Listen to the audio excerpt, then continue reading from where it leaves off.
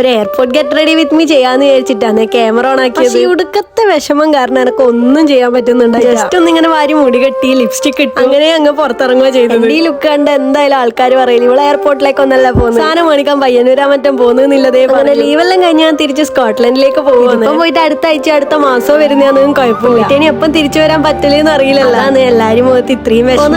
നമ്മ ഒരു ഗ്ലാസ് ചായ കുടിക്കാൻ വേണ്ടിട്ട് കയറിയിട്ടുണ്ടായിരുന്നു. ചായ എന്റെ ഫേവറേറ്റ് അതുകൊണ്ട് പോകുന്നതിന് മുപ്പോട്ട് ഒരു ഗ്ലാസ് കുടിച്ചിട്ട് പോകാന്ന് വിചാരിച്ചു. കിടക്ക് തോന്നലുണ്ട് ഞാൻ ഈ UK പോയി പഠിക്കാന്ന് തീരുമാനിച്ചു. എന്റെ ലൈഫിൽ ഏറ്റവും ബെസ്റ്റും ഏറ്റവും വേസ്റ്റും ആയിട്ടുള്ള ഡിസിഷൻ ആണെന്നില്ല. ബെസ്റ്റ് എന്ന് പറയുമ്പോൾ ഒറ്റക്കാലിൽ നിൽക്കാനും ഒറ്റയ്ക്ക് യാത്ര ചെയ്യാനും പുതിയ ആൾക്കാരെ പരിചയപ്പെടാനും വീട്ടിൽ കിട്ടുന്ന ഫുഡിന്റെ എല്ലാം വില മനസ്സിലാക്കാനും എല്ലാം പറ്റി. വേസ്റ്റ് എന്ന് പറയുമ്പോൾ വീട്ടുകാരും വീടും നാടും എല്ലാം വിട്ടേറിയും ദൂരം വന്ന് നിൽക്കുന്നതിന്റെ ബുദ്ധിമുട്ട്, സ്ട്രെസ്, ആങ്സൈറ്റി ഇതിന്റെ അർത്ഥം എന്ന് ശരിക്കും മനസ്സിലായത്. കുറെ മോശവും നല്ലതുമായിട്ടുള്ള എക്സ്പീരിയൻസ് എല്ലാം ലൈഫിൽ ഉണ്ടായത്. പിന്നെ ഏത് കാര്യം എടുത്താലും അതിനെല്ലാം നെഗറ്റീവും പോസിറ്റീവും ഉണ്ടാവല്ലോ. നമുക്ക് നല്ലൊരു ഫ്യൂച്ചർ ഉണ്ടാകുമ്പോൾ അതെല്ലാം ഓവർകം ചെയ്ത് പിടിച്ച് നിൽക്കുക.